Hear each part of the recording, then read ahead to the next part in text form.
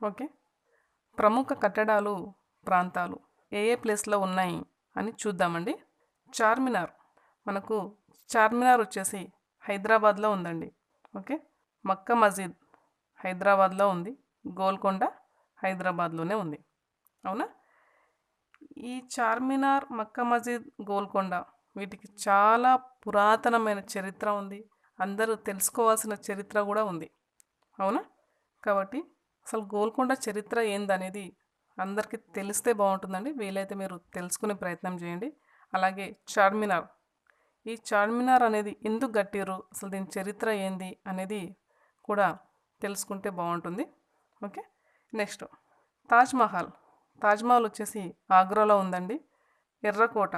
ఎర్రకోట, జమ్మా మసీద్, కుతుబ్ మినార్, Jantar Mantar, Indian gate ఇవన్నీ కూడా మనకు ఢిల్లీలో ఉన్నాయండి. ఓకే. ఏంటి?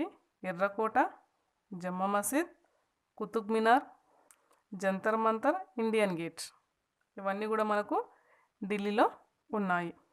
అలాగే గేట్వే ఆఫ్ ఇండియా ఇది వచ్చేసి ముంబైలో ఉందండి. స్వర్ణ దేవాలయం అమృత్సర్.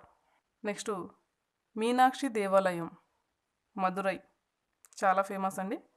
మీనాక్షి దేవాలయం మదురైలో ఉంది. సూర్య దేవాలయం కోనార్క్. ఇవి చాలా ప్రసిద్ధిమైనవి, అందరు తెలుసుకోవాల్సినవి ప్లస్ గుర్తుంచుకోవాల్సినవి కూడా.